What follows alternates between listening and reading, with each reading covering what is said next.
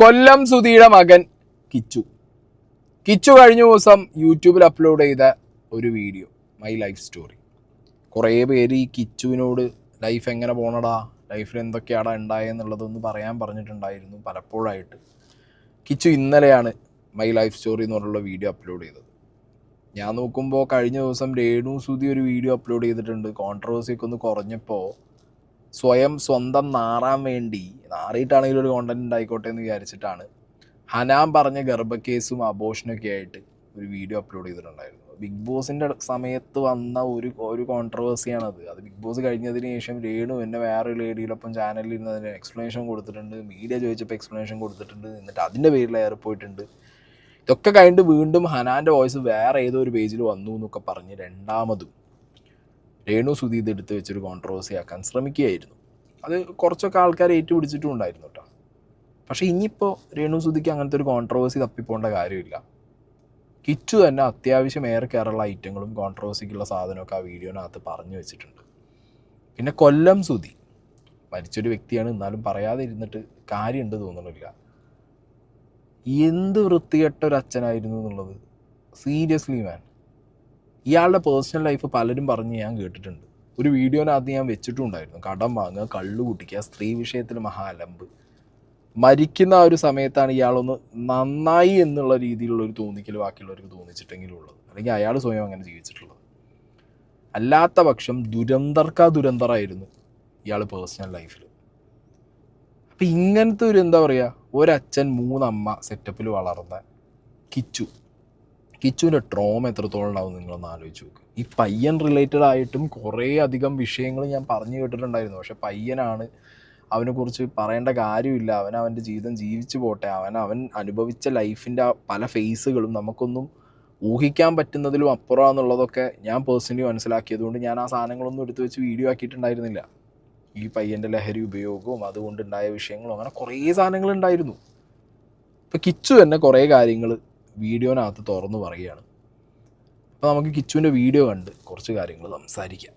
Life story എൻ്റെ, അതായത് 2004 ഞാൻ ജനിക്കുന്നു. ആദ്യം എൻ്റെ സ്വന്തം അമ്മ ശാലിനി എന്നാട്ടാ എൻ്റെ സ്വന്തം അമ്മയുടെ പേര്. അപ്പം ഞാൻ തൃശ്ശൂരാണ് ജനിക്കുന്നതും. അപ്പം ആ സമയത്തുള്ള എൻ്റെ ഓർമ്മകൾ എന്താന്ന് വെച്ചാൽ അടിയാണ്. രണ്ടുപേരുടെയും ഭയങ്കരമായിട്ടുള്ള അടിയാണ് എൻ്റെ ഓർമ്മയിലുള്ള ആ ഒരു സമയം ഇങ്ങനെ ആലോചിക്കുമ്പോൾ. പിന്നെ ഓർമ്മയെന്ന് വെച്ചാൽ ഞാൻ അച്ഛൻ സ്കൂട്ടർ എടുത്ത് എവിടെ പോകാനായിട്ട് എത്തുന്നു. ഞാൻ ഭയങ്കര കരച്ചില്ല, കൂടെ പോകണമെന്ന് പറഞ്ഞിട്ട്. എന്നിട്ട് അങ്ങനെ സ്വന്തം അമ്മ അപ്പം എന്തോ എൻ്റെ 2-1.5 വയസ്സിലുള്ളപ്പം വേറൊരാളുടെ കൂടെ പോയി. അത് കഴിഞ്ഞിട്ടുള്ള സംഭവം കേട്ടോ ഈ സ്കൂട്ടറിൻ്റെ. അത് കഴിഞ്ഞിട്ട് ഇങ്ങനെ പോകാൻ സമയത്ത് അച്ഛനൊരു സ്കൂട്ടർ എടുത്ത് എന്തോ എവിടെ പോകാനായിട്ട് എത്തും. ഞാനും വരുന്നു. അച്ഛൻ പറഞ്ഞു വരണ്ട ഇവിടെ നിന്നു. അച്ഛൻ്റെ ഒരു കൂട്ടുകാരനും ഉണ്ടായിരുന്നു. കൂട്ടുകാരൻ്റെ സ്കൂട്ടറും കണ്ട, ആ സ്കൂട്ടർ എടുത്തോണ്ടാകുമെന്ന. ആ സ്കൂട്ടറും എടുത്തോണ്ട് പോയിട്ട് പുള്ളി സൂയിസൈഡ് ചെയ്യാനായിട്ട് എങ്ങാണ്ട് നോക്കിയതാ. നേരെ ഒരു ലോറിയുടെ ഫ്രണ്ടിലൊക്കെ കൊണ്ടിടിക്കാനൊക്കെ പോയി. പക്ഷെ രണ്ടുപേർക്കും ഒന്നും പറ്റിയില്ല. ഒരു കടത്തിൻ്റെ ഫ്രണ്ടിൽ പോയി രണ്ടുപേരും ഇരുന്ന് ഞാൻ കരഞ്ഞു. എനിക്കും ഒന്നും പറ്റിയില്ല, അച്ഛൻ്റെ മുട്ട് മാത്രം മുറിഞ്ഞു. അതൊക്കെയാണ് എനിക്ക് എൻ്റെ ആ ടൈമിലെ ഓർമ്മകൾ എന്ന് പറഞ്ഞത്.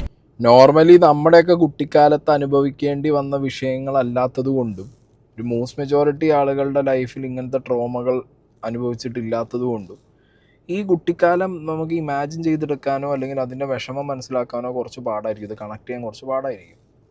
പക്ഷേ ജസ്റ്റ് നിങ്ങളൊന്ന് കണ്ണടച്ചിരുന്നൊന്ന് ആലോചിച്ച് നോക്കുക. നമ്മൾ ജനിച്ചു വീഴുന്നത് തന്നെ ഒരു അലമ്പ് സെറ്റപ്പിലേക്ക്, ഒരു അലമ്പ് ഫാമിലി സെറ്റപ്പ്. അച്ഛൻ മദ്യപാനി, അച്ഛനും അമ്മയും തമ്മിൽ അടി. ആ അടി കാരണം നമ്മൾ ജനിച്ച് കുറച്ച് വർഷങ്ങൾക്ക് ശേഷം, അതായത് ഒരു 1.5-2 വർഷത്തിനുള്ളിൽ അമ്മ വേറൊരാളുടെ ഒപ്പം പോകുന്നു. നിങ്ങൾ ആലോചിക്കുക, അമ്മയുടെ കെയറൊക്കെ അത്രയും വേണ്ട സമയത്താണ് അമ്മ വേറൊരാളുടെ ഒപ്പം പോകുന്നത്. അച്ഛനാണെങ്കിൽ ഫുൾ ടൈം മദ്യപാനും കടം വാങ്ങലും ചീത്തവിളിയും തെറിവിളിയും ഇപ്പോൾ ഈ പറഞ്ഞ പോലെ കുട്ടിയുണ്ട് അല്ലെങ്കിൽ ജീവിതമുണ്ട് എന്ന് പോലും നോക്കാതെ മരണത്തിന് വേണ്ടി കീഴടങ്ങാൻ ഓടുന്ന, വെമ്പൽ കൊണ്ട് ഓടുന്ന ഒരച്ഛൻ. ഈ ഫാമിലി സെറ്റപ്പിൽ വളരുക എന്ന് പറഞ്ഞാൽ തന്നെ ഒരു മനുഷ്യൻ ഇനി ഇല്ലായ്മ ആയിപ്പോയി. അന്ന് അവനത് അത്രത്തോളം ഇതെങ്ങനെ സങ്കടം വന്ന് കരയാനല്ലേ പറ്റൂ കുട്ടികൾക്ക്. അടി കിട്ടുമായിരിക്കും, ചീത്ത കേൾക്കുമ്പോൾ കരയുമായിരിക്കും, അല്ലെങ്കിൽ ആ ഒരു ഭീകര അന്തരീക്ഷത്തിൽ കരയുമായിരിക്കും, അലമുറ കൊണ്ട് കരയുക. വളർന്നു വന്നിരുന്ന് ഇന്ന് ഈ പയ്യൻ ഇതിനെക്കുറിച്ച് എക്സ്പ്ലെയിൻ ചെയ്യുമ്പോഴും അവൻ ആ ട്രോമ അവന് വിട്ടു പോകുന്നില്ല. പിന്നെ ഗതികേട് എന്ന് പറഞ്ഞാൽ എന്താ അറിയോ, അന്ന് അനുഭവിച്ചത് ഇന്ന് വന്നിരുന്ന് പറയേണ്ട ഒരു അവസ്ഥ ഉണ്ടല്ലോ അവൻ്റെ, ഈ ഒരു അവസ്ഥ, ഇതിനാണ് ഗതികേട് എന്ന് പറയുന്നത്. പക്ഷെ ഇത് ഈ അവസ്ഥയിൽ ഒപ്പം നിൽക്കാനും സപ്പോർട്ട് ചെയ്യാനും ഒരുപാട് പേര് കാണും. ഇപ്പം മലയാളികൾ തന്നെ ഈ കൊല്ലം സുധിയുടെ മരണശേഷം രേണുവിൻ്റെ കരച്ചിൽ കണ്ടിട്ടോ രേണുവിനെ കണ്ടിട്ടോ കൊടുത്തൊരു സെൻറ്റിമെൻസോ വീടോ അല്ലെങ്കിൽ സഹായങ്ങളോ അല്ല, 2 മക്കൾ ആലോചിച്ചിട്ട്, മനസ്സിലായി? അതിലും ഏറ്റവും കൂടുതൽ ഈ കിച്ചുവിൻ്റെ മുഖം കണ്ട് സങ്കടം വന്നവരായിരിക്കും എല്ലാവരും. ഞാൻ ഈ പയ്യന് പേഴ്സണൽ മെസ്സേജ് അയച്ചൊക്കെ അങ്ങനെയായിരുന്നു. എനിക്ക് ഈ പയ്യൻ എന്നുള്ള ആ ഒരു അയ്യോ ഇവൻ എന്ത് ചെയ്യൂടെ ഇനി എന്നുള്ളൊരു തോന്നായി, ആ ഒരു തോട്ടാണ്, മനസ്സിലായോ? അപ്പം ഇങ്ങനത്തെ ഒരു ഫാമിലി സെറ്റപ്പിൽ ഒരു കുട്ടികളും വളരാതിരിക്കുക, ഇങ്ങനത്തെ അവസ്ഥയിൽ അങ്ങനത്തെ സിറ്റുവേഷൻസ് ഉണ്ടാവാതിരിക്കട്ടെ, അങ്ങനത്തെ ഒരു ട്രോമ ചെറുപ്പകാലത്ത് കിട്ടാതിരിക്കട്ടെ. അവസ്ഥയാണ് ഇത്, പറഞ്ഞിട്ട് കാര്യമില്ല. അല്ലെങ്കിൽ പിന്നെ അച്ഛനമ്മമാരെന്താ അറിയോ, നിങ്ങൾ സ്റ്റേബിൾ അല്ല, നിങ്ങൾ ഓക്കെ അല്ല. ഒരു കുട്ടി ജനിച്ചതിന് ശേഷം നിങ്ങൾക്ക് ആ കുട്ടിയെ മര്യാദയ്ക്ക് നോക്കാൻ പറ്റാത്തൊരു സിറ്റുവേഷനിലാണ് നിങ്ങളുടെ ജീവിതം പോകണേ നിങ്ങൾക്ക് നിങ്ങൾ റിയലൈസ് ചെയ്ത് കഴിഞ്ഞാൽ കുട്ടി എന്ന് പറഞ്ഞൊരു ഓപ്ഷനിലേക്ക് അങ്ങനെ പോവാതിരിക്കുക. അത് ഇനിയെങ്കിലുള്ള ജനറേഷനിലുള്ള ആളുകൾ ദയവ് ചെയ്തിട്ട് എന്ത് ചെയ്യുക, തീരുമാനം എടുക്കുക. ഞങ്ങൾ ഓക്കെ അല്ല, അതുകൊണ്ട് വേണ്ട, ഞങ്ങൾക്കൊരു കുട്ടി ഉണ്ടായി കഴിഞ്ഞാൽ ഒരു അച്ഛനെയും അമ്മേൻ്റെയും കെയർ കൊടുത്ത് നമുക്ക് വളർത്താൻ പറ്റില്ല എന്നുള്ളത് ഉറപ്പിച്ച് കഴിഞ്ഞാൽ പിന്നെ അങ്ങനത്തെ ഒരു ഓപ്ഷന് പോകാതിരിക്കും. ഇത് ഉണ്ടാക്കും, എന്നിട്ട് ലാസ്റ്റ് അവർക്ക് ഉള്ള ട്രോമ ഫുള്ള് കൊടുക്കും. സൊസൈറ്റിയിൽ അവർ വളരുമ്പോൾ അവരൊരു നെഗറ്റീവ് എലമെൻ്റായിട്ട് വളരും, ആ ട്രോമ അവർ കൊണ്ടു നടക്കും. അതൊക്കെ ബാഡ് ഐറ്റോടെ. ചെക്കൻ്റെ ഗതികേടാ ഞാൻ ആലോചിച്ച് നോക്കുന്നത്. ഇതൊക്കെ വിളിച്ചു പറയേണ്ട ഒരു അവസ്ഥയും വന്നല്ലോ ഇപ്പോൾ അവന്. ബാക്കി കേൾക്കാം. ഞങ്ങൾ എൻ്റെ 2-3 വയസ്സുള്ളപ്പോഴത്തേക്ക് ഞാനും അച്ഛനും കൊല്ലത്ത് വന്നു. പിന്നെ എന്നെ നോക്കുന്നത് അച്ചാമ്മ, വല്യമ്മ, വച്ചല്ലേ, പിന്നെ എനിക്ക് 2 അനിയത്തിമാരുണ്ട്, പാറൂട്ടി, ചേച്ചി. അവരുടെ ഒപ്പമൊക്കെ ആയിരുന്നു എൻ്റെ ആ ഒരു 5ാം ക്ലാസ് വരെ. അതിൻ്റെ ഇടയ്ക്ക് അച്ഛൻ്റെ സെക്കൻഡ് മാരേജ് ആയി, വീണ എന്ന് പറയുന്ന ഇതായിട്ട്. അവരായിട്ടും ഇത് തന്നെയായിരുന്നു. ആ സമയത്ത് അച്ഛനായിട്ട് എനിക്കൊരു കോണ്ടാക്റ്റേ ഇല്ലാതായിപ്പോ. എന്ന് പറഞ്ഞാൽ അച്ഛൻ എപ്പോഴും അവിടെ ആയിരിക്കും, ഈ വീണ എന്ന് പറയുന്നത് അവിടെ ആയിരിക്കും, വീട്ടിലായിരിക്കും. വൈകിട്ടല്ലോ ഒരു ടൈമുണ്ട്, ആ ടൈമിലെല്ലാം എന്നെ ഒന്ന് കാണും. എനിക്ക് എന്തോ എന്നെ ഭയങ്കരമായിട്ട് ഇങ്ങനെ ഇഷ്ടമല്ലായിരുന്നു അവർക്ക്. ഞാൻ അച്ഛനെ സുധിക്കുട്ടാന്നൊക്കെ വിളിച്ചോണ്ടിരുന്നത്, അതൊന്നും അവർക്ക് ഇഷ്ടമല്ലായിരുന്നു. ഈ രേണു ഡിനൈ ചെയ്തൊരു കല്യാണം എലമെൻ്റാണ് സുധിയുടെ ജീവിതത്തിൽ ഈ വീണ എന്ന് പറയുന്നത്.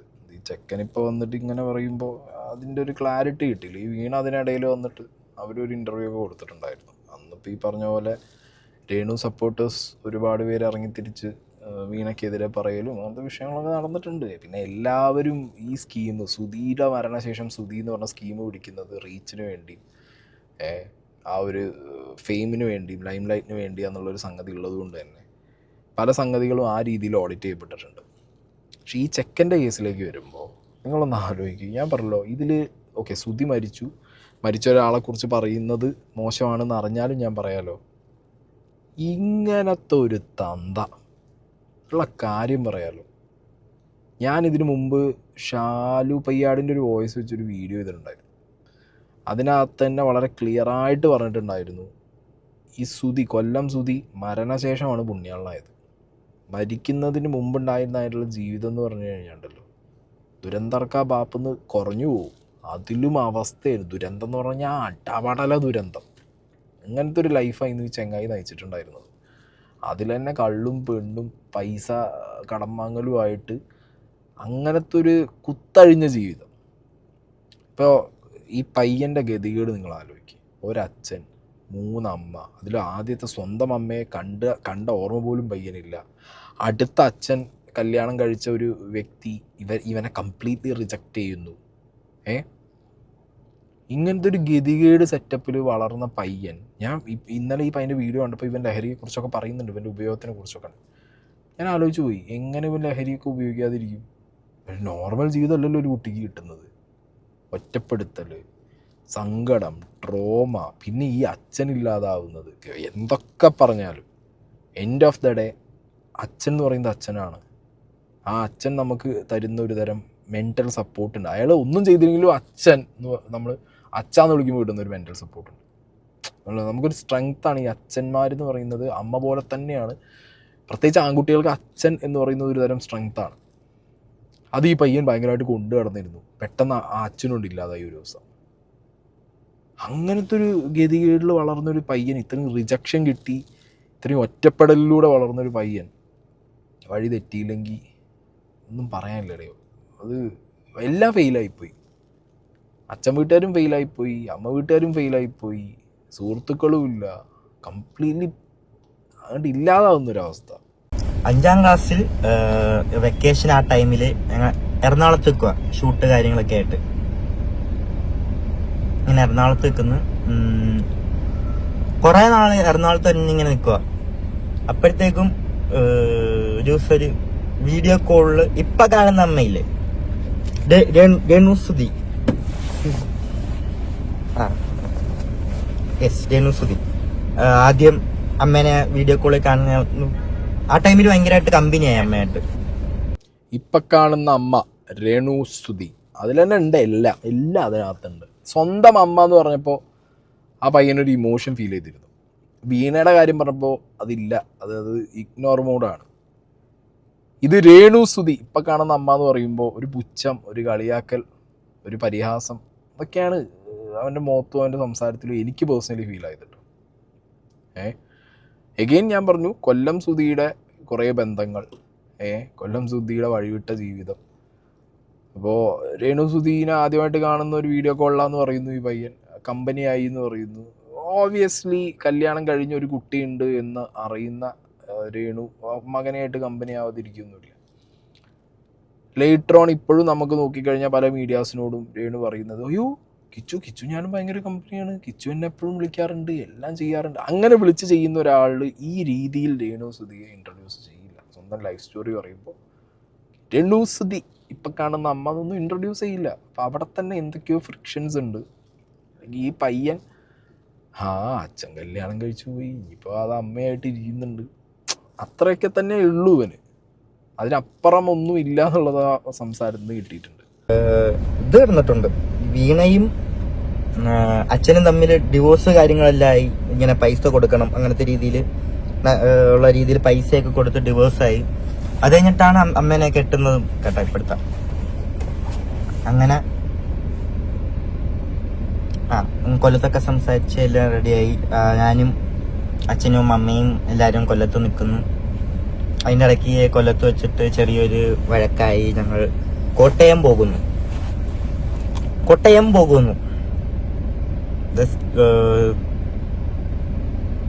സ്റ്റോറി സ്റ്റാർട്ട്സ് നൗ എന്ന് പറയാം. അതായത് എഗെയിൻ ആദ്യം അമ്മ പോയി, അച്ഛൻ വേറെ കല്യാണം കഴിക്കുന്നു, അച്ഛനതിനിടയിൽ ജീവിതം അവസാനിപ്പിക്കാൻ നോക്കുന്നു. പിന്നെ ആ കല്യാണവും പോകുന്നു, അതിലും അടിയും കച്ചറിയും, അതിൽ പൈസ സെറ്റിൽമെൻറ്റും. പിന്നെ വേറൊരു അമ്മ വരുന്നു, ആ അമ്മയും അടിപിടി കച്ചറ വീട്ടിൽ വിഷയങ്ങളാവുന്നു. അവർ വീണ്ടും അവിടുന്ന് മാറിപ്പോകുന്നു. എടാ കിച്ചു, നീ seriously man are you okay എന്ന് ചോദിക്കാൻ നമ്മളാരും അല്ല. ബട്ട് നീ ഓക്കെ ആയില്ലെങ്കിലും വലിയ അത്ഭുതമൊന്നുമില്ല. മനസ്സിലായോ? വലിയ അത്ഭുതമൊന്നുമില്ല. ചെറിയ പ്രായം, അതിനിടയിൽ ഇത്രത്തോളം ട്രോമകൾ. ഇതൊക്കെ ഞാൻ പറഞ്ഞല്ലോ, മൂല കാരണം ഈ കൊല്ലം സുധിയാണ്. മരിച്ചാലും അയാളെ പറയാതിരിക്കാൻ പറ്റാത്തൊരവസ്ഥയാണ്. കാരണം ഈ പയ്യനൊക്കെ ഈ രീതിയിലുള്ളൊരു ലൈഫ് ഉണ്ടാവേണ്ട ഗതികേടുണ്ടായത് ഈ ഒരൊറ്റ അതുല്യ കലാകാരനെ കൊണ്ടാണ്. സ്റ്റേജിൽ ആൾക്കാർ ചിരിപ്പിക്കുന്നുണ്ടാവും, കോമഡി പറയുന്നുണ്ടാവും, ഇയാളുടെ പെർഫോമൻസ് കണ്ട് നമ്മൾ കൈയടിച്ചിട്ടുണ്ടാവാം, ചിരിച്ചിട്ടുണ്ടാവാം, എല്ലാം ഓക്കെയാണ്. പേഴ്സണൽ ലൈഫിൽ സ്വന്തം മക്കൾക്ക് പോലും ഇത്രയും ട്രോമ കൊടുത്ത് പേഴ്സണൽ ലൈഫ് ഇത്രയും ദുരന്തമായി കൊണ്ട് കടന്ന് അങ്ങനത്തെ ഒരാൾ സ്റ്റേജിൽ ചിരിപ്പിച്ചു, അല്ലെങ്കിൽ സ്റ്റേജിലെ കലാകാരൻ എന്നുള്ളത് കൊണ്ട് അയാളെ ഇനി മഹാനായ അതുല്യനായ കലാകാരൻ എന്നൊന്നും പറഞ്ഞാലും ആഴ്ത്തിപ്പാടാതിരിക്കുക. Not anymore. ഓക്കെ. പിന്നെ കഴിഞ്ഞിട്ടില്ല. ഈ കൊല്ലം എനിക്ക് തോന്നുന്നത് ഈ അച്ഛൻ്റെ വീട് ഈ പയ്യന് കിച്ചുവിന് ഭയങ്കര ആവശ്യമുള്ളതും ക്ലോസ് ആയതുമായിട്ടുള്ള ഒരു കാര്യമായിരുന്നു. അവർ ആവശ്യമുള്ള സമയത്ത് ആ ഫാമിലി ഒപ്പം നിന്നിട്ടുണ്ട്. ഇപ്പോഴും ആ പയ്യൻ്റെ ഒപ്പം നിൽക്കുന്നുണ്ട്. അവർ കുറച്ചും കൂടി ഇവനെ ടേക്ക് കെയർ ചെയ്തിട്ടുണ്ട് പല സാഹചര്യങ്ങളിലും. അത് ഈ വീഡിയോനകത്ത് അവൻ പറയുന്നുണ്ട്. അതായത് കൃത്യമായി അവർ ചെയ്യേണ്ട പോലെ ഇവൻ്റെ ലൈഫിൽ അവരാണ്, എനിക്ക് തോന്നുന്നു ഈ അച്ഛൻ വീട്ടുകാരാണ് കറക്റ്റ് എല്ലാം ചെയ്തു കൊടുത്തതും ഒപ്പം നിന്നതും. അതിനുള്ളൊരു മനസ്സ് അവർക്കുള്ളത് നന്നായി. അങ്ങനെ ആ ഒരു സൈഡിൽ നിന്നെങ്കിലും ഇവനൊരു മനസ്സമാധാനം കിട്ടിയിട്ടുണ്ടല്ലോ. കോട്ടയത്ത് ചെല്ലുന്നു. ആദ്യമൊക്കെ ഭയങ്കര രസമായിരുന്നു, സൂപ്പറായിരുന്നു. ഇങ്ങനെ ഞാൻ കൂടുതലും വീട്ടിൽ കൊല്ലത്ത് നിൽക്കുമ്പോ എന്നെ ഇങ്ങനെ അച്ചാമ്മ പുറത്തോട്ട് കളിക്കാനൊന്നും വിടത്തില്ല. അപ്പൊ അങ്ങനെ കൂട്ടുകാര് അങ്ങനത്തെ രീതി കളിക്കാനൊന്നും പോകത്തില്ല. എന്താ ചേച്ചി, പാറു, ഞാൻ അങ്ങനെയുള്ളൊരു ഒരു സെറ്റിൽ നിന്ന് കളിക്കത്തുള്ളൂ. അപ്പം എനിക്ക് ആഗ്രഹമൊക്കെ ഉണ്ട് ഇങ്ങനെ പുറത്തേക്ക് കളിക്കണം, പക്ഷെ വഴക്ക് കിട്ടും. എങ്കിലും അറിയാതെ ഒളിച്ചൊക്കെ പോയിട്ട് വരും. അങ്ങനെ ഇവിടെ വന്നപ്പോഴത്തേക്ക് ഞാൻ ഭയങ്കരമായിട്ട് ഫ്രീ ആയി. ഞാൻ, അച്ഛൻ, അമ്മ, പിന്നെ അവിടുത്തെ ഒരു ഇതില് ഭയങ്കര ഒരു ഫ്രീഡം. ഞാൻ അച്ഛനെ എപ്പോഴും കാണുന്നു, അങ്ങനത്തെ ഒരു ഇതായി. പിന്നെ ആ ഒരു ഇത് കഴിഞ്ഞ് ഞങ്ങൾ കോട്ടയത്ത് നിൽക്കുന്നു. കുറച്ച് കഴിഞ്ഞപ്പോഴത്തേക്കും എന്തൊക്കെയോ എന്തോ എല്ലാരും ഇങ്ങനെ കോട്ടയത്ത് വന്ന് ആദ്യമൊക്കെ സെറ്റപ്പ്, പിന്നെ അങ്ങോട്ട് പോവാ എന്തൊക്കെയോ ഇതാവുന്നു. എല്ലാവരുടെ ഒരു സ്വഭാവമൊക്കെ ഒരു മാറ്റം, എന്തൊക്കെയോ എന്തോ പറയണമെന്ന് എനിക്ക് ബാക്കി പറയാം. ഞാൻ ഒരു കമ്പ്യൂട്ടറൊക്കെ എടുത്ത് ഒരു റൂമിനകത്ത് ഇങ്ങനെ അതിനകത്ത് ഗെയിം കളിച്ച് എന്റെ ലൈഫ് മൊത്തം ഒരു ഭയങ്കരമായിട്ട് ഇങ്ങനെ ആവാൻ തന്നൊരു കാരണം അതുമല്ല, അതും വേറെയാ. ഇതൊക്കെയാണ് ഇതിന്റെയൊക്കെ ഒരു തുടക്കം. അവിടെ തൊട്ടെന്നാണ് എന്റെ ഒരു എന്താണ് ഒരു തുടക്കം. ഒരു റൂമിനകത്ത് ഇങ്ങനെ കമ്പ്യൂട്ടറും കളിച്ച് ഇങ്ങനെ അതിനകത്ത് എന്ന് പറഞ്ഞാൽ വേറെ കാശില്ല. അച്ഛൻ മാത്രം എന്റെ റൂമിൽ വരും, എനിക്ക് ഫുഡ് തരും, പോവും. ഇടയ്ക്ക് ഋതപ്പം വല്ലതും റൂമിൽ വന്നിരിക്കും. ഋതപ്പനെ ഞാൻ പിടിച്ച് മടിയിരുത്തി കീബോർഡിലൊക്കെ ഋതപ്പം കളിച്ചോണ്ട് ഇങ്ങനെ ഇരിക്കും. ഇത് മാത്രമേ ഉള്ളൂ. ഞാൻ ആ റൂമിൽ നിന്ന് പുറത്തിറങ്ങത്തില്ല, ആരടുത്തും മിണ്ടത്തില്ല. എന്തോ ഒരു ഇതായി എനിക്ക് അപ്പം മുതൽ. പിന്നെ ഈ ഫ്രീഡം എന്ന് പറയുന്ന സംഗതി അത് നമുക്ക് എക്സ്പീരിയൻസ് ചെയ്യണമെങ്കിൽ അതിൻ്റെ അറ്റ്മോസ്ഫിയർ നല്ല അടിപൊളിയായിരിക്കണം. ഇപ്പം കൊല്ലത്ത് അച്ഛൻ്റെ വീട്ടുകാർ പുറത്ത് കളിക്കാൻ വിട്ടില്ലെങ്കിലും വേറെ എന്താ പറയുക കുറേ കാര്യങ്ങൾ കൊണ്ട് ഒഴിച്ചു വിട്ടില്ലെങ്കിലും അവർ ടേക്ക് കെയർ ചെയ്തിട്ടുണ്ട് ഈ പയ്യനെ മര്യാദയ്ക്ക്. പക്ഷെ അവിടുന്ന് കോട്ടയത്തേക്ക് എത്തുമ്പോൾ സ്ഥിതി എന്ന് പറഞ്ഞു കഴിഞ്ഞാൽ ഫ്രീഡം എന്ന് പറഞ്ഞ സംഗതി ഞാൻ നേരത്തെ പറഞ്ഞ പോലെ അത് എൻജോയ് ചെയ്യാൻ പറ്റുന്നൊരു അറ്റ്മോസ്ഫിയറിൽ വേണം കിട്ടാൻ. പുറത്തു പോകുന്ന ആ കുട്ടിക്കാലത്ത് പുറത്തു പോകുന്നതും കളിക്കുന്നതും കാര്യങ്ങളൊക്കെ അല്ലേ മക്കൾക്ക്. ഇപ്പം നമുക്കൊക്കെ അങ്ങനെയാണ്, നമ്മുടെ ഫ്രീഡം അതായിരുന്നു. പക്ഷെ ഈ പയ്യൻ എന്താ പറയുക, പയ്യൻ ആ ചെറുപ്പകാലത്ത് അത് ഇവനോട് ചെയ്യുന്ന ഏറ്റവും വലിയ ചതിയാണ് ഇവരെന്നുള്ളത് മനസ്സിലാക്കിയില്ല. അതായത് കൊല്ലത്തുനിന്ന് കോട്ടയത്തേക്ക് ഷിഫ്റ്റായപ്പോൾ സുധിയും രേണുവും തുടങ്ങിയ അവരുടെ ആ പുതിയൊരു ജീവിതത്തിൽ ഋതപ്പനടക്കം വന്നപ്പോൾ ഇവൻ ഒറ്റപ്പെടുത്തി. ഇവൻ്റെ സംസാരത്തിൽ ഇവൻ പറയാതെ വെച്ച പല കാര്യങ്ങളും ഫില്ല് ചെയ്യണമെന്ന് എനിക്ക് പേഴ്സണലി താല്പര്യമുണ്ട്. പക്ഷേ വേറൊരാളുടെ ലൈഫിൽ നടന്ന കാര്യങ്ങൾ നമ്മൾ ഫില്ല് ചെയ്യാൻ പാടില്ല. അത് അയാൾ തന്നെ പറയണം. അയാൾ പറയുമായിരിക്കും, മേ ബി ഇത്രയും പറഞ്ഞ ആൾ പറയുമായിരിക്കും. അല്ലെങ്കിൽ പറയാതെ പറഞ്ഞത് നമ്മളെ മനസ്സിൽ കണക്റ്റ് ആവും. നമ്മളാരും പൊട്ടന്മാരല്ലല്ലോ. ലൈഫിൽ ഒറ്റപ്പെട്ടൊരു കമ്പ്യൂട്ടറിന് മുന്നിൽ മാത്രം 3-4 കൊല്ലം ഒരു റൂമിനകത്തിരിക്കേണ്ട ഒരവസ്ഥ, പലരുടെയും മുഖം മാറി, അല്ലെങ്കിൽ പലരും അപ്രോച്ച് ചെയ്തിരുന്ന രീതി മാറി എന്നൊക്കെ പറയുമ്പോൾ ആ പയ്യൻ ആ വീട്ടിൽ ഏത് തരം കൺസിഡറേഷനാണ് കിട്ടിത്തുടങ്ങിയത് അത് ആർക്കാണെങ്കിലും മനസ്സിലാക്കാൻ പറ്റുന്ന കാര്യമുള്ളൂ. മനസ്സിലായോ? സുധിയുടെ ആദ്യ ഭാര്യയിലെ മകൻ 2 കല്യാണം കഴിഞ്ഞിട്ടാണ് 3ാമത്തെ കല്യാണം രേണുവായിട്ട് നടക്കുന്നത്. അതിലൊരു കുട്ടി ഉണ്ടാവുമ്പോൾ ഈ പയ്യന് ഏത് രീതിയിലുള്ള ട്രീറ്റ്മെൻറ്റാണ് കിട്ടിയെന്നുള്ളത് മനസ്സിലാക്കാനും നീ അനുഭവിച്ച വിഷയങ്ങൾ എന്താണെന്നുള്ളതൊക്കെ നീ ഒറ്റപ്പെടലും കമ്പ്യൂട്ടറും നിൻ്റെ ഗെയിമുകളെയും പറയുമ്പോൾ തന്നെ മോനെ മനസ്സിലാവുന്നുണ്ട്. ഓക്കെ, ആ ഒരു കാര്യം ഇനി രേണു ഫില്ല് ചെയ്യുമോ എന്നുള്ളത് കണ്ടറിയണം. രേണു അതിനെന്ത് കൗണ്ടറായിട്ട് വരും എന്നുള്ളത്. ഈ പയ്യൻ അവൻ്റെ വിഷമവും അവൻ്റെ സങ്കടവും പറഞ്ഞില്ലെങ്കിൽ പോലും ആ വാക്കുകളിൽ അതുണ്ട്. അപ്പോൾ അതിനിപ്പോൾ വന്നിട്ട് എൻ്റെ മോനെ കിച്ചു എന്നൊക്കെ പറഞ്ഞുള്ള കെട്ടിപ്പിടുത്തവും കാറിലിരുത്തലും ഞാൻ നിന്നെ നോക്കിയില്ലടാ, ഞാൻ നിന്നെ പറഞ്ഞില്ലടാ, എൻ്റെ വീട്ടുകാരിൽ നിന്ന് ഇതൊക്കെ കാണുമായിരിക്കും ഇനി വരും ദിവസങ്ങൾ. അങ്ങനത്തെ നാടകങ്ങളൊക്കെ നിങ്ങൾ പ്രതീക്ഷിച്ചു? അച്ഛന്റെ ആ സമയത്ത് എന്ന് പറഞ്ഞാൽ അച്ഛനിൽ നിന്ന് കിട്ടുന്ന ഒരു സ്നേഹം എന്താന്ന് വെച്ചാൽ ഒരു പൈസ മാത്രമാണ് ഇങ്ങനെ കിട്ടുന്ന ഒരു സ്നേഹം എന്താന്ന് വെച്ചാൽ വേറെ ആടുത്ത് ഞാൻ അവിടെ സംസാരിക്കത്തില്ല. ഇവരുടെ സ്വഭാവം എല്ലാം ഒരുമാതിരി സ്വഭാവമായി ഇവരുടെയൊക്കെ. അവിടെ ജോലിക്ക് പോകത്തില്ല, അതിന് അടി. പിന്നെ എന്ത് പറഞ്ഞാലും ഇവർക്ക് എന്തെങ്കിലും പൈസയൊക്കെ എന്തെങ്കിലും കടം വാങ്ങി ഇതൊക്കെ പറയണോ? എനിക്ക് കുറെ കാര്യങ്ങളുണ്ട് എനിക്ക് പറയാം. എനിക്ക് എങ്ങനെ പറയണോന്ന് അറിയത്തില്ല എന്തൊക്കെ. എടാ ഇത് നീ പറയേണ്ട കാര്യമില്ല. ഇത് ആ ടൈമിൽ നിൻ്റെ അച്ഛൻ മരണപ്പെട്ട അച്ഛൻ തന്നെ ഒരു വീഡിയോ ഒക്കെ ഇട്ട് ഒരു ചാനലിനകത്ത് അന്നത്തെ അവസ്ഥകളൊക്കെ വന്നിട്ടുണ്ടായിരുന്നു കൊറോണ സമയത്തൊക്കെ. എസ്പെഷ്യലി കടം വാങ്ങിയാൽ കൊടുക്കാത്തതും, കടം വാങ്ങാൻ വേണ്ടി വിളിക്കുമ്പോൾ ഒരു വർത്താനവും, കടം മേടിച്ചവർ പിന്നെ പൈസ തിരിച്ചു ചോദിക്കുമ്പോൾ വേറൊരു സംസാരവും ഒക്കെ മലയാളികളുടെ മുന്നിൽ വന്നു പോയിട്ടുള്ള ഐറ്റങ്ങളാണ്. ഓക്കെ, അതുകൊണ്ട് നീയായിട്ട് ഇനി അത് എക്സ്പ്ലെയിൻ ചെയ്ത് സങ്കടപ്പെടേണ്ട ആവശ്യമൊന്നുമില്ല. കാരണം നിനക്കതിലൊരു റോളില്ല. നിൻ്റെ മരണപ്പെട്ട അച്ഛനടക്കം എന്തായിരുന്നു എങ്ങനെയായിരുന്നു എന്നുള്ളത് ഇപ്പോൾ കുറച്ച് പേർക്കെങ്കിലും ഈ പയ്യൻ പറയുന്നതെന്ന് മനസ്സിലായല്ലോ. ഓക്കെ, ഒരാളുടെ മരണം, അയാളുടെ കുടുംബത്തിൻ്റെ അവസ്ഥ, അത് കണ്ട് സഹായിച്ച മലയാളികൾക്ക് എന്തോ എന്തിൻ്റെ പേരിലാണെങ്കിലും കുട്ടികളെ കണ്ട് സഹായിച്ച മലയാളികളാണ്. കുട്ടികളൊന്നും തിരിച്ചൊന്നും പറയുകയും ചെയ്തില്ലെങ്കിലും രേണുവിൽ നിന്ന് വരുന്ന കുറേ സാധനങ്ങളുണ്ട്. രേണു എക്സിസ്റ്റൻസിന് വേണ്ടി ചെയ്യുന്നതാണെങ്കിൽ പോലും ഈ പയ്യനെ കൊണ്ട് ഇതുവരെ പറയിപ്പിക്കുന്ന ഒരു അവസ്ഥയിൽ കാര്യങ്ങൾ എത്തിച്ചിട്ടുണ്ടെങ്കിൽ അതിൽ രേണുവിനും ഉണ്ടൊരു പങ്ക്. സുധി ഒരു മേജർ കോൺട്രിബ്യൂഷൻ. പിന്നെ രേണു കുട്ടികളെ മര്യാദയ്ക്ക് ചേർത്ത് പിടിച്ചിട്ടുണ്ടെങ്കിൽ അവരെങ്ങനെ ഇവൻ ഇപ്പോഴും വന്നിരുന്നു പറയുന്ന ഒരു ഒറ്റപ്പെടലിൻ്റെ വക്കിലുള്ളപ്പോഴായിരിക്കും എന്നാണ് എനിക്ക് തോന്നുന്നത്. ഫ്രണ്ട്സ് ഉണ്ടാവും, ഇല്ലയെന്ന് ഞാൻ പറയുന്നില്ല. ഇവൻ ഫ്രണ്ട്സിനെ കുറിച്ച് ഇതിൽ പല കാര്യങ്ങളും പറയുന്നുണ്ട്. ഓക്കെ, അവരുണ്ടാവും. പക്ഷെ ഫ്രണ്ട്സ് മാത്രം മതിയോ? ഓക്കെ, ഫ്രണ്ട്സ് മാത്രം മതിയോ? ഞാൻ ചോദ്യം ചോദിക്കുക. പേരിനെങ്കിലും അച്ഛൻ കല്യാണം കഴിച്ച, മൂന്നാമത് കല്യാണം കഴിച്ച ഒരു ലേഡി ഉണ്ട്. അച്ഛൻ്റെ പേരും വെച്ചാണ് അവർ നടക്കുന്നത്. വളർത്തമ്മയാണ്. പക്ഷെ ആ അമ്മയും മര്യാദയ്ക്ക് ടേക്ക് കെയർ ചെയ്യാത്തത് കൊണ്ടായിരിക്കണം ഈ ചെക്കൻ, ആയിരിക്കണം എന്നല്ല ആണ്, ഈ ചെക്കൻ ഇപ്പോൾ ഈ വീണ്ടും ഒരു ഒറ്റപ്പെടലിൻ്റെ വക്കിലായിരിക്കും ഈ കാര്യങ്ങളൊക്കെ ഉണ്ടാകും വിളിച്ച് പറയാൻ തുടങ്ങിയിട്ടുണ്ടാവും. കേൾക്കാം. അപ്പോഴത്തേക്ക് ഞാൻ നേരെ ആദ്യം അനൂപേട്ടനെ വിളിച്ചിട്ട് എന്തോ പറ്റിയ അനൂപേട്ട അച്ഛന്. അനൂപേട്ടൻ പറഞ്ഞിങ്ങനെ രക്ഷിക്കാൻ പറ്റിയില്ല, സോറി എന്ന് പറഞ്ഞിട്ട് ഫോൺ ഇങ്ങനെ കട്ട് ചെയ്ത് ആ ഫോൺ എടുത്ത് എറിഞ്ഞ്. എന്തോ അനൂപേട്ട പറയുന്ന, അങ്ങനെ അനൂപേട്ട ചോദിച്ചാൽ എന്തോ അനൂപേട്ട പറയുന്ന. അപ്പ ഒരു കാലിന്റെ എന്റെ ശരീരം മൊത്തം ഇങ്ങനെ അങ്ങ് തണുത്തുപോയി ഭയങ്കരമായിട്ട്. എന്തൊക്കെയാ നടക്കുന്ന ആ ടൈമിൽ ഒന്നും അങ്ങോട്ട് അറിയാൻ വയ്യ. എന്തൊക്കെയോ നടക്കുന്നു, ആരൊക്കെയോ വരുന്നു എൻ്റെ അടുത്ത്, എന്തൊക്കെയോ ഒരു സിനിമയിലൊക്കെ നടക്കത്തില്ല അതുപോലെ ഇങ്ങനെ നടക്കുന്നു. ആരൊക്കെ വന്നിട്ട് എന്നെ ഒരു വണ്ടിയിൽ കയറ്റി ഇങ്ങനെ കൊണ്ടുപോകുന്നു. പൊക്കോണ്ട് അതിനിടയ്ക്കുള്ള ഒരു ഇത് പറഞ്ഞുതരാം. വണ്ടി പൊക്കോണ്ട് വെക്കുമ്പം ഇവര് നേരെ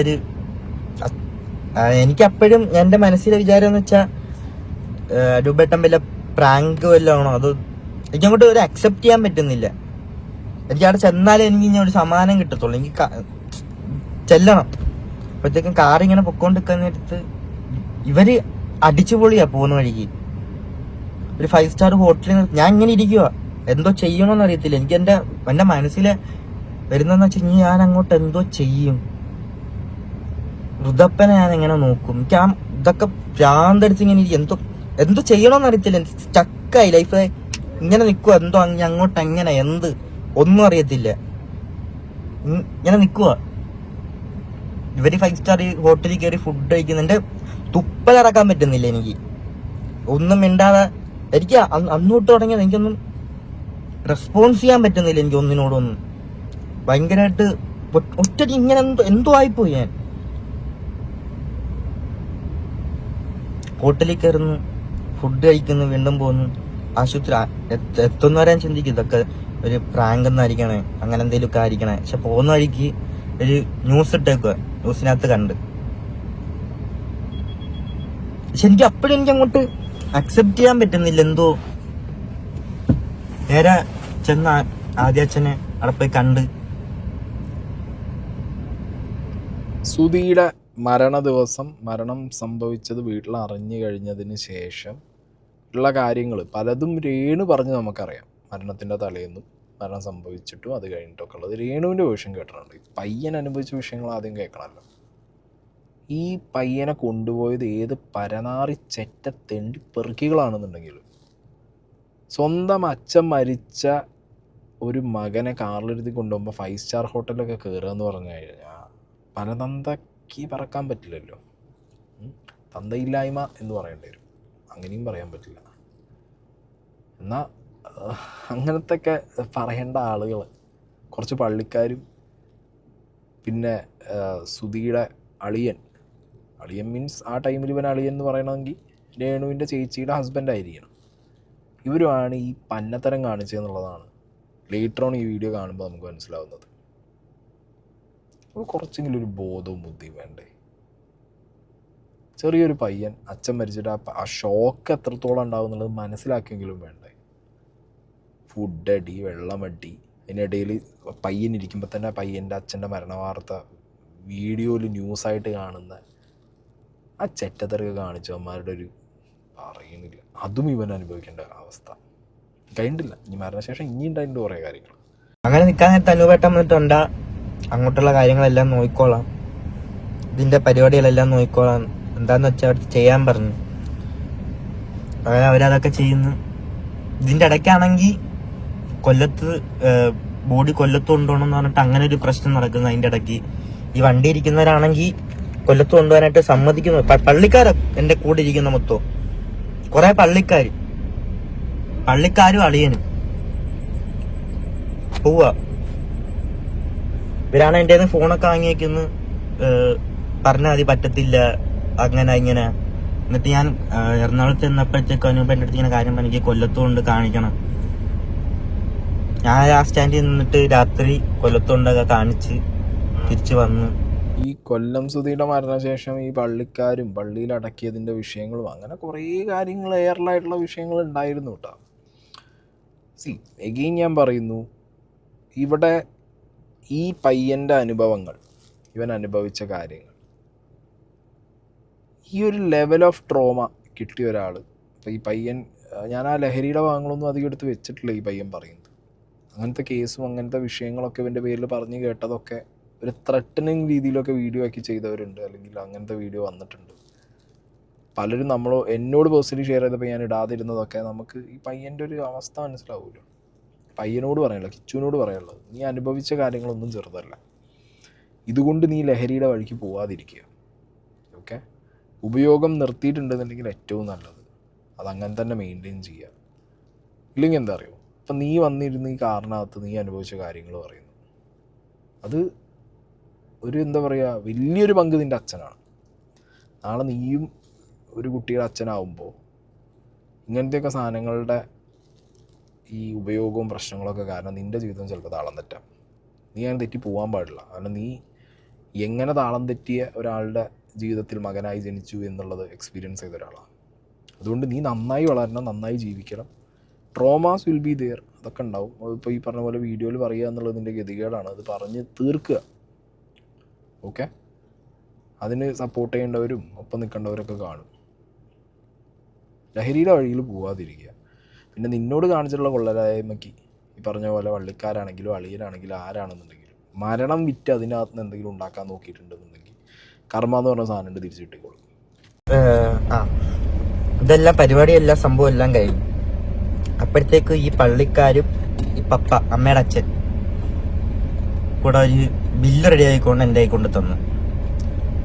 1,80,000 രൂപ അങ്ങാണ്ട് മൊത്തം അച്ഛൻ്റെ സംഭവങ്ങളെല്ലാം ഇതാക്കിയതിന് 1,80,000 രൂപ ബില്ലെന്ന് പറഞ്ഞിട്ട് എൻ്റെ കൊണ്ട് തന്നത്. ഫ്ലവേഴ്സാരുടെ കൊടുക്കുന്ന പറഞ്ഞിട്ട് എൻ്റെ കൊണ്ട് തന്നു. ഞാൻ അപ്പം അനൂപൻ്റെ അടുത്ത് ഇങ്ങനെ വിളിച്ചിട്ട് ഇങ്ങനെ കാര്യം പറഞ്ഞു, ഇങ്ങനെയൊക്കെയാ പറയുന്ന. അനൂപേട്ടൻ പറഞ്ഞൊരു പുള്ളിയും കൂടെ വിടാം, എന്നിട്ട് നീയും ആ ചേട്ടനും കൂടെ പോയി എല്ലായിടത്തും നീ തന്നെ പോയി ബില്ലുണ്ടാക്കി ഇതാക്കാൻ പറഞ്ഞു. അങ്ങനെ ഞാനും മായില വർക്ക് ചെയ്യുന്ന ഒരു ചേട്ടനും ആ ചേട്ടനും കൂടെ വന്ന് ഞങ്ങൾ ഇതൊക്കെ ചെയ്തിട്ടുണ്ട്. അതെല്ലാം അവിടെ ഇവിടെ പോയി എല്ലാവരും ബില്ല് റെഡിയാക്കി 89,000 രൂപ എങ്ങാണ്ടാന്ന് തോന്നുന്നു മൊത്തം. ഞാൻ ഡയറക്റ്റ് തന്നുകൊണ്ട് എല്ലാവരും ഇങ്ങനെ പൈസയൊക്കെ കുറച്ച് തന്നു. ഇങ്ങനെ മൊത്തം ഒരു 89,000 രൂപ എങ്ങാണ്ട് ബില്ലായി. അത് ഞാൻ ഇട്ട് കൊടുത്തു ഫ്ലവേഴ്സാർ. അത് അനൂപേട്ടൻ എല്ലാവരും കൂടെ ചെയ്ത് അതെല്ലാം പൈസ എല്ലാം ക്ലിയർ ചെയ്ത് എല്ലാം കഴിഞ്ഞ് ഒറ്റയ്ക്കായി ഞാൻ. അങ്ങൻ്റെ അണ്ടി ഈ രേണുവിൻ്റെ അച്ഛനാണ്. വലിയ ഡയലോഗായിരുന്നു ആ വീടിൻ്റെ വിഷയത്തിലൊക്കെ വന്നിരുന്നുണ്ട്. എന്തോ വലിയ എന്താ പറയുക, കളക്ടർ പവറിലൊക്കെയാണ് മൂപ്പര് വന്നിരുന്നത്. മൂപ്പര് ഭയങ്കര ജോലിയാണ്, അങ്ങനെയാണ്, എനിക്കറിയാത്ത പരിപാടികളുണ്ടോയെന്നൊക്കെ പറഞ്ഞിട്ട്. സ്വന്തം മകളുടെ ഭർത്താവ് മരിച്ചു കിടക്കുമ്പോൾ ശേഷക്രിയ ചെയ്യാനുള്ള പൈസ പോലും ആ ഇത്തിരി പോകുന്ന ചെക്കൻ്റെ കയ്യിൽ ബില്ല് കൊണ്ടുപോയി കൊടുത്ത തങ്കന അണ്ടി എന്നല്ലാതെ പിന്നെ എന്ത് പറയാൻ. അല്ല, അതിലും പറയേണ്ട വേറെ കാര്യങ്ങളുണ്ട്, ഞാൻ പറയുന്നില്ല. അളിയനാണെങ്കിലും തന്തപ്പിടിയാണെന്നുണ്ടെങ്കിലും ബാക്കിയുള്ളവരാണെന്നുണ്ടെങ്കിലും ഒരാൾ മരിച്ചു കഴിഞ്ഞാൽ ശേഷക്രിയ ചെയ്യാനോ അല്ലെങ്കിൽ അയാളുടെ കർമ്മങ്ങൾ ചെയ്യാനുള്ള ഒരു വകുപ്പ് പോലും നിങ്ങൾക്ക് ആർക്കും എന്താ പറയുക കൂടിപ്പോകും വേണ്ട. ഇതിൽ ഫ്ലവേഴ്സ് ആണെങ്കിലും ഈ അനൂപാണെങ്കിലും മഹാസംഘടനയാണെങ്കിലും ഒപ്പമുള്ള ബാക്കിയുള്ളവരാണെന്നുണ്ടെങ്കിലും അവർ ഈ ചെക്കനെ ചേർത്ത് പിടിച്ചത് ഭയങ്കരമാണ്, ആ കുടുംബത്തിനെ ചേർത്ത് പിടിച്ചത് ഭയങ്കരമാണ്. പക്ഷെ അത്ര പോലും ബാക്കി വേണ്ടപ്പെട്ടവർ ചെയ്തില്ല എന്നുള്ളത് അത് നിങ്ങൾ ആലോചിക്കൂ. 1,89,000 82,000 കണ്ട ബില്ല് തങ്കം കൊണ്ടുപോയി കൊടുത്തത്. ചെക്കൻ ഇറങ്ങി ബില്ലിന് വേണ്ടി പോയ സമയത്ത് 80,000. അപ്പോൾ 1 ലക്ഷം കക്കാൻ വേണ്ടിയുള്ള പ്ലാനല്ലേ ഇട്ട് അല്ലേ? നിങ്ങൾ ആലോചിക്കുക, കക്കാനുള്ളതോ അല്ലെങ്കിൽ ആ 1 ലക്ഷം ഇങ്ങനെ 1 ലക്ഷം പേര് ഇപ്പോൾ ഇവൻ നേരിട്ട് ചെന്നു കിച്ചു.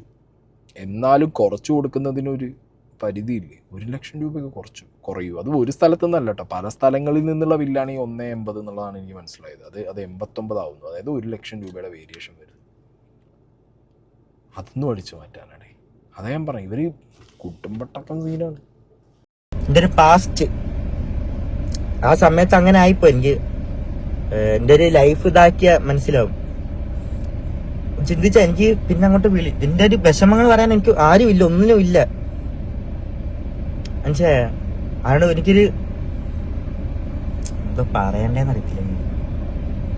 അങ്ങനെ ഒരു ഇതായിപ്പോ ആ സമയത്ത് ആ ഒരു ഇതിന്റെ പേരിലാണ് ഇപ്പോഴും എന്നെ ആൾക്കാർ ഇങ്ങനെ കാണുന്നത്. പക്ഷെ എനിക്കതൊരു തെറ്റാന്ന് ഞാൻ മനസ്സിലാക്കി. എന്റെ ഭാഗം വെച്ച് നോക്കുകയാണെങ്കിൽ അതൊരു തെറ്റായി ഞാൻ മനസ്സിലാക്കി. ഞാനത് മാറ്റിയെടുത്ത് എന്റെ കൂട്ടുകാർ ഇതാക്കി ഞാൻ മാറ്റിയെടുത്തിട്ടുണ്ട്. പക്ഷെ ആ പേരാണ് എന്നെ ഇപ്പോഴും ഇട്ട് ഇങ്ങനെ ഒരു എന്താ ഭീഷണിപ്പെടുത്താന്നൊക്കെ പറയത്തില്ലേ, ആരും ചെയ്യുന്നില്ല. ഇപ്പം ഇങ്ങനെ മീഡിയാസ് ആണെങ്കിലും ഇങ്ങനെ മൊത്തം പറയത്തില്ലേ, ഇങ്ങനെ സംസാരിച്ച് നോക്ക്, നിന്റെ കഥകൾ മൊത്തവും പുറത്തിറങ്ങും. അങ്ങനെ കുറച്ച് സംഭവങ്ങളൊക്കെ ഉണ്ടായിട്ടുണ്ട്. കാരണം എന്റെ ലൈഫ് ഇതാക്കിയ മനസ്സിലാവും.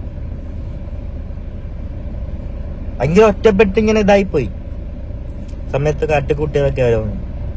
ശരിക്കും ഇതിൽ ഉത്തരവാദി ഞാൻ പറയുമ്പോൾ രേണുവാണ്.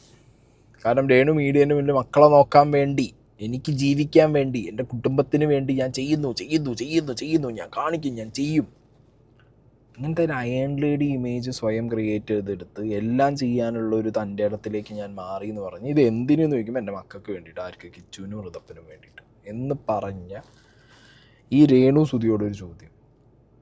നിങ്ങളുടെ മൂത്ത മകൻ കിച്ചു ഈ രീതിയിൽ പല വേറെ വിഷയങ്ങളും ഉണ്ടാക്കി അത് ഉപയോഗിച്ച് അതിൻ്റെ പ്രശ്നത്തിൽപ്പെട്ട് ഇങ്ങനെ പോയിട്ടുണ്ട് എന്നുണ്ടെങ്കിൽ നിങ്ങൾ ഈ പറഞ്ഞ ജീവിതം ഉണ്ടാക്കാൻ വേണ്ടി ഷോർട്ട് ഫിലിം, മറ്റേ റീൽസ് ഇങ്ങനെ പോകുമ്പോൾ നിങ്ങൾക്ക് അതാണോ വലുത്? അതോ ഈ പയ്യനൊന്ന് ചേർത്ത് പിടിച്ച് ഇവൻ്റെ ലൈഫ് നോക്കി ഇവനെ ഇതിൽ പ്രശ്നങ്ങളൊന്നും വിടാതെ ആ രീതിക്ക് ഇവനെ കൊണ്ടു നടക്കണോ? അതായത് നിങ്ങളെ ഫാമിലിക്ക് എന്തായാലും പറ്റില്ല, തങ്കനും ടീമിനും പറ്റുന്ന എനിക്ക് തോന്നുന്നില്ല. മനസ്സിലായോ? കൊല്ലത്തുള്ള അച്ഛൻ്റെ ഫാമിലി ആണെങ്കിൽ അവർ നോക്കേണ്ട എക്സ്ട്രീം അവർ നോക്കിയിട്ടുണ്ടെന്നുള്ളത് ഈ പയ്യൻ പറയുന്നുണ്ട്, ഇപ്പോഴും നോക്കുന്നുണ്ട്. എപ്പോഴും സുധീയുടെ ഭാര്യ എന്ന് പറയുമ്പോൾ നിങ്ങൾ കിച്ചൂടെ അമ്മയും കൂടിയാണ്. ആ പയ്യൻ്റെ ലൈഫ് ഇങ്ങനത്തെ ഒരു സ്പോയിൽ സിറ്റുവേഷനിൽ കിടക്കാനുള്ള കാരണക്കാരി ഇപ്പോൾ നിങ്ങളാണ് കരയില്ല. കാരണം സുധി ഇല്ലല്ലോ, സുധിയാണ് അതിൽ മെജോറിറ്റി കോൺട്രിബ്യൂഷൻ ചെയ്തിട്ടുള്ളത്. ഈ പയ്യൻ്റെ ലൈഫ് ഈ രീതിയിൽ ഒരു തീരേണ്ട വക്കിലെത്തിയിട്ടുണ്ടെന്നുണ്ടെങ്കിൽ അത് സുധിയാണ്. സുധി ഇല്ലാത്തപ്പോൾ അതിൻ്റെ എല്ലാ കാര്യവും എൻടോസ് ചെയ്യേണ്ടത് രേണുവാണ്. രേണു 4 റീൽസ് എടുത്ത് അല്ലെങ്കിൽ മറ്റേ 10 ഷോർട്ട് മൂവി അഭിനയിച്ചൊക്കെ എടുക്കുന്ന സമയത്തിൻ്റെ ഒരു 100% പയ്യനായിട്ട് സംസാരിക്കാനോ ഈ പയ്യൻ്റെ ലൈഫ് എന്താണെന്ന് അറിയാനോ ഇവൻ്റെ ഇങ്ങനത്തെ പ്രശ്നങ്ങൾ അഡ്രസ്സ് ചെയ്യാനോ നിങ്ങൾ സമയം കണ്ടെത്തിയിട്ടുണ്ടായിരുന്നു എന്നുണ്ടെങ്കിൽ ഈ പയ്യൻ ഇനി കാർ കയറി ഈ കാര്യങ്ങൾ വിളിച്ച് പറഞ്ഞ് കരഞ്ഞ് നാട്ടുകാരെ അറിയിക്കേണ്ട ഗതികേട് ഉണ്ടാവില്ലായിരുന്നു. അല്ലെങ്കിൽ നിങ്ങൾക്ക് സഹായം എത്തുമായിരുന്നു. നിങ്ങൾക്ക് വീട് കിട്ടി, നിങ്ങൾക്ക് കാര്യങ്ങൾ കിട്ടി, നിങ്ങൾ അത്യാവശ്യം പാട്ട് പാടും, നിങ്ങൾ സ്റ്റേജ് ആർട്ടിസ്റ്റാണ്, നിങ്ങൾക്ക് ഈ ഒരാളുടെ പേഴ്സണൽ താല്പര്യമാണ് അവരെന്ത് കണ്ടന്റ് ചെയ്യണം ചെയ്യേണ്ട എന്നുള്ളത്. അത് തെറ്റാണെന്ന് ഞാൻ പറയുന്നില്ല. എന്നാൽ ഈ വെറുപ്പ് സമ്പാദിക്കുന്ന രീതിയിലുള്ള കാര്യങ്ങൾ ചെയ്യാത്ത തന്നെ നിങ്ങൾക്ക് മുന്നോട്ട് പോകാനുള്ള കാര്യങ്ങൾ, നിങ്ങൾക്ക് ജോബ് ഓപ്പർച്യൂണിറ്റീസ് പലരും വെച്ചിട്ടുണ്ടായിരുന്നു, അങ്ങനെ പല കാര്യങ്ങളും നിങ്ങൾക്ക് കിട്ടിയിട്ടുണ്ടായിരുന്നു. പക്ഷെ അതൊന്നും ഓപ്റ്റ് ചെയ്യാതെ നിങ്ങൾക്ക് എന്താണോ സുധി ജീവിച്ചിരുന്ന സമയത്ത് ചെയ്യാൻ പറ്റാത്തതായിട്ടുള്ള കാര്യങ്ങൾ അത് ചെയ്യാനുള്ള ഒരു ഫ്രീഡം കിട്ടി എന്നുള്ള രീതിക്ക് നിങ്ങൾ അങ്ങോട്ട് പാറി. ഇത് ഈ പയ്യൻ ഇപ്പം ഇത്ര വലുതായി ഇവന് കുറച്ച് റിയലൈസ് ചെയ്ത കാര്യങ്ങൾ ബുദ്ധിയും ബോധത്തിലും സംസാരിക്കാൻ പറ്റുന്ന അവസ്ഥയിൽ എത്തിയിട്ട് പോലും ഇവന് പല വിഷയങ്ങളിലും പ്രശ്നങ്ങൾ, ഒരു ഗൈഡൻസ് ഇല്ലാത്തതിൻ്റെ കുഴപ്പമുണ്ടെന്ന് അവൻ പറയുന്നുണ്ട്. പക്ഷെ അവൻ കര കയറി വരാൻ വേണ്ടി അവൻ ശ്രമിക്കുന്നുണ്ട്. ഇതിവൻ്റെ കാര്യം. ഇപ്പോഴും ബുദ്ധി ഉറയ്ക്കാത്തൊരു കുട്ടി വീട്ടിലുണ്ട്. ഇവൻ നോക്കുമായിരിക്കും അവനെ, പക്ഷെ അവൻ ഇനി വലുതായിട്ട് എന്തൊക്കെ പറയാണ്ടാവുമായിരിക്കുമോ എന്തോ, അറിയാൻ പാടില്ല. പിന്നെ അമ്മയുടെ കാര്യം ഇപ്പൊ നോക്കുകയാണെങ്കിൽ അമ്മ അങ്ങനെ പോകുന്നത് എനിക്ക് എന്താ ഞാൻ ഇപ്പൊ മനസ്സിലായില്ല. ആ ഒരു കണക്ഷനാണ് ഞങ്ങള്. അമ്മ വിളിക്കുന്ന വെച്ചാൽ അമ്മ എന്തെങ്കിലും അമ്മയുടെ കാര്യത്തിന് എന്തെങ്കിലുമൊക്കെ ഒരു കണക്ഷൻ ഇല്ല അങ്ങനെ ഞങ്ങൾ തമ്മില്. എന്തെങ്കിലും ഒരു ആവശ്യം അങ്ങനത്തെ ഒരു ഇത് മാത്രമേ ഉള്ളൂ.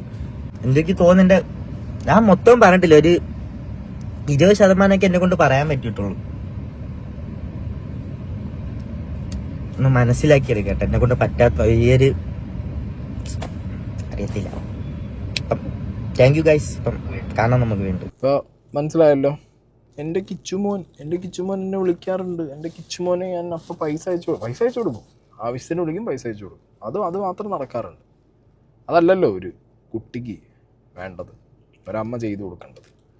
അത് ചെയ്യാൻ വേണ്ടിയിട്ട് അമ്മ ഇങ്ങനെ നടക്കുന്നു എന്നുള്ള പേരിൽ അമ്മ നടക്കുന്നുണ്ട്. അതല്ല വേണ്ടത്. കുട്ടിക്ക് ആവശ്യം എന്താ? കുട്ടിയുടെ ഓരോ സാഹചര്യങ്ങളും മനസ്സിലാക്കി ആ കുട്ടിയെ സമാധാനിപ്പിക്കുന്ന ഒരു അമ്മയാണ് വേണ്ടത്. എന്താണെങ്കിലും അവനത് കിട്ടിയിട്ടില്ല, അവനത് അറിഞ്ഞിട്ടില്ല, അവനത് എക്സ്പീരിയൻസ് ചെയ്തിട്ടില്ല എന്നുള്ള അവൻ്റെ സംസാരത്തിൽ വളരെ ക്ലിയർ ആയിട്ടുണ്ട്. ഇപ്പോൾ ഫ്രണ്ട്സ് മാത്രമേ ഉള്ളത്, പിന്നെ അച്ഛൻ്റെ വീട്ടുകാർ കൊല്ലത്തുള്ളവർ, വേറെ ആരും ഇല്ല എന്നുള്ളതൊക്കെ വളരെ ക്ലിയർ ആയിട്ട് പറയുന്നുണ്ട്. കിച്ചുവിനോട് പറയാനുള്ളത്, ആരും ഉണ്ടാവും എന്നുള്ള പ്രതീക്ഷയൊന്നും വേണ്ട. പഠിക്കുക, ഒരു ജോലിയാവുക, സെറ്റിലാവുക, വേറെ വിഷയങ്ങൾക്കോ പരിപാടികൾക്കോ പോവാതിരിക്കുക. ഓക്കെ, നീ പറയുന്നത് കുറേ ആൾക്കാർ, കുറേ അല്ല എല്ലാവർക്കും മനസ്സിലാവും, കണക്റ്റാവും. ഇനി നിനക്ക് ഇതിൻ്റെ പേരിലൊരു ഭീഷണി ബാക്കി റിയാക്ഷൻ ചാനലുകളോ യൂട്യൂബേഴ്സിൻ്റെ ഭാഗത്തുനിന്ന് വരും എന്നുള്ളത് നീ വിചാരിക്കേണ്ട. അങ്ങനെ സാധനം വരാൻ പോകുന്നില്ല. കാരണം ആളുകൾ, നീ തുറന്നു പറഞ്ഞല്ലോ നിൻ്റെ ലൈഫിൽ വന്ന മിസ്റ്റേക്കുകളൊക്കെ. അപ്പോൾ അതുകൊണ്ടൊക്കെ ആളുകളത് മനസ്സിലാക്കി അത് ആ രീതിയിൽ പെരുമാറുമായിരിക്കും. അതിനുള്ള സ്പേസൊക്കെ അല്ലെങ്കിൽ അതിനുള്ളൊരു ഇതൊക്കെ ഉണ്ട് തോന്നുന്നു ബാക്കി ചാനലുള്ളവർക്കും. അപ്പം ഞാനെന്തായാലും ഇതൊന്നും പറഞ്ഞിട്ടില്ല, പുറത്ത് കൊണ്ടുവന്നിട്ടില്ല, അല്ലെങ്കിൽ ഭീഷണിപ്പെടുത്തിയിട്ടില്ല. പക്ഷേ സ്വന്തം ഫാമിലിക്കകത്തുനിന്ന് അപ്പം ഞാൻ തുറന്നു പറയുകയാണ്, എനിക്ക് ഈ പയ്യൻ ഇങ്ങനത്തെയൊക്കെ വിഷയങ്ങളുണ്ടെന്നുള്ളത് ചിലപ്പോൾ രേണുവിനെ അറിയാത്ത വിഷയമൊന്നും ആവില്ല. രേണുവിനെ ഭീഷണിപ്പെടുത്താറുണ്ടോ ചോദിച്ചു പോകേണ്ട ഒരു അവസ്ഥയാണ്. മനസ്സിലായോ? നീ എന്നെക്കുറിച്ച് പറഞ്ഞാൽ ഞാൻ നിന്നെക്കുറിച്ച് പറയുന്നത് ചിലപ്പോൾ രേണുവിൽ നിന്ന് ഇവനൊരു ഭീഷണി വന്നിട്ടുണ്ടാവാം. ഇവൻ പറയാനായിട്ടില്ല. ഈ ചെക്കൻ പലതും പറഞ്ഞിട്ടില്ല, പറയാതെ പറയുമായിരുന്നു പല കാര്യങ്ങളും. ഇവൻ പറഞ്ഞത് 20% ആ 20% തന്നെ നമുക്ക് എൻ്റെ ഈ 200% എന്താണെന്ന് മനസ്സിലാക്കാം. ലൈഫിൽ എന്താ നടന്നിട്ടുള്ളത്, ഇപ്പോഴും നടന്നുകൊണ്ടിരിക്കുന്നത് എന്താണെന്ന്. നീ ആ പയ്യന് വേണ്ടിയും കൂടി ഒന്ന് നോക്ക്, ചെറുത്. കാരണം നീ അനുഭവിച്ചതിൻ്റെ ഒരു ഇരട്ടിയിലൂടെയോ ആ ചെക്കൻ കടന്നു പോയിക്കൊണ്ടിരിക്കുന്നത്. ഇപ്പോൾ ഋതപ്പൻ്റെ ആവശ്യങ്ങളും അല്ലെങ്കിൽ ഋതപ്പൻ്റെ ആ ഒരു സൈഡും കൂടിയും അച്ഛൻ്റെ ഭാഗത്ത് നിന്ന് നീ ഒരു ബെറ്റർ അച്ഛനാവാൻ നോക്ക് അവന് വേണ്ടി. കാരണം കൊല്ലം സൂതി ഞാൻ പറഞ്ഞല്ലോ, കൊല്ലം സൂതി മരണശേഷമാണ് പുണ്യാളനായത്. മരണത്തിന് മുമ്പ് അത്രയും സീനായിരുന്നു അയാൾ. എന്താണെങ്കിലും അങ്ങനെ പറയാതെ പറഞ്ഞൊരു 20% മാത്രം പറഞ്ഞതിൽ നിന്ന് കിച്ചു നേരിട്ട അവസ്ഥകളൊക്കെ നമുക്ക് മനസ്സിലായല്ലോ. ഇനി രേണു സുധി കോണ്ടന്റ് തപ്പി നടക്കണ്ട, ഇതിനൊക്കെ ഉള്ളൊരു ഉത്തരം പറ. കിച്ചു എന്തുകൊണ്ട് ഇങ്ങനെ ഇപ്പോൾ നിങ്ങൾ വരുന്നതിന് മുമ്പുള്ളത് നിങ്ങൾക്ക് എന്തായാലും പറയാൻ പറ്റില്ല. വന്നതിന് ശേഷവും അവൻ ഇന്ന് ഈ ഇരുന്ന് കരഞ്ഞ് പറയേണ്ട ഒരു അവസ്ഥയിൽ അവൻ എത്തിയിട്ടുണ്ടെങ്കിൽ അതെന്തുകൊണ്ട് എന്നുള്ളതിനെക്കുറിച്ചൊരു ഉത്തരം രേണുവിനുണ്ടെങ്കിലും ഓക്കെ. ഇനി അതല്ല, രേണു അവിടെ പോയി എല്ലാം പറഞ്ഞപ്പോൾ അങ്ങനെ ആയിരിക്കുമല്ലോ, അമ്മയിൽ നീ അങ്ങനെ ആക്കി പറഞ്ഞ് നൈസാക്കി നീ ചെക്കൻ്റെ ഒപ്പം കാറിലിരുന്ന് രണ്ടാമത് ഇതങ്ങനെയല്ല ഇങ്ങനെയെന്നുള്ളതൊക്കെ പറയുകയാണെന്നുണ്ടെങ്കിൽ പറഞ്ഞു. പക്ഷേ ആ ചെക്കൻ അതിന് നിന്ന് കൊടുക്കും തോന്നുന്നില്ല. കാരണം രേണു സുധി എന്ന് പറഞ്ഞതിൽ നിന്ന് തന്നെ മനസ്സിലായിട്ടുണ്ട് അവൻ എന്താണ് രേണു സുധി എന്നുള്ളത്.